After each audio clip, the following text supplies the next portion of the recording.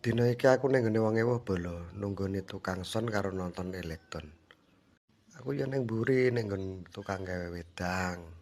Keliling-keliling aku nggone wong asah-asah, wong gawe lemper. Wah, pawon iki jebule ramene pol kuwi sing tukang goreng kuwi. Sopo kuwi? Elek iki sing tukang ngracik-racik. Kok kono ki ana sing penak-penak oleh iki sing penak-penak iki. Mbak sapa ya kuwi? Ah, iki sing nggon asah-asah piring.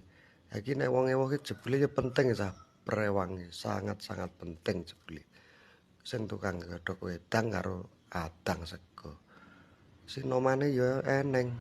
Garis besare wong ewuh kuwi ora bakal sukses tanpa brewang. Iki crita kisah wong mantu, wong Jawa ya wong Melayu, sedulure kabeh diundang, tangga-tanggane ya dikon rewang. Dina Setu kita sinoman, dina Minggu kita kondangan, pas mangan kita pamitan, nek salaman ora kosongan. Kondangan, kondangan, kondangan. Nyewa kemayo, nyewa pinggan, kursi meja kanggo jagongan.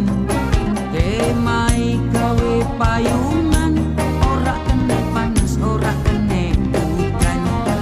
Dina Setu kita sinoman, dina Minggu kita kondangan, pas mangan kita pamitan, nek salaman ora kosongan.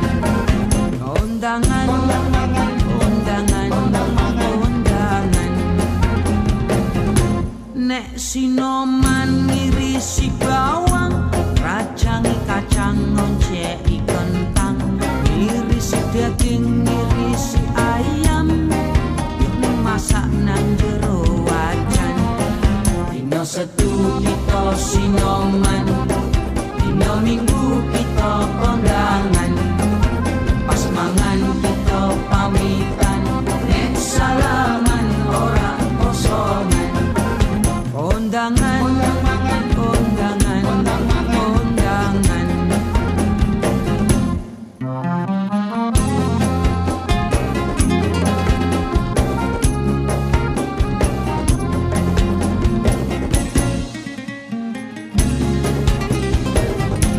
Godhong pisang ya disuweki,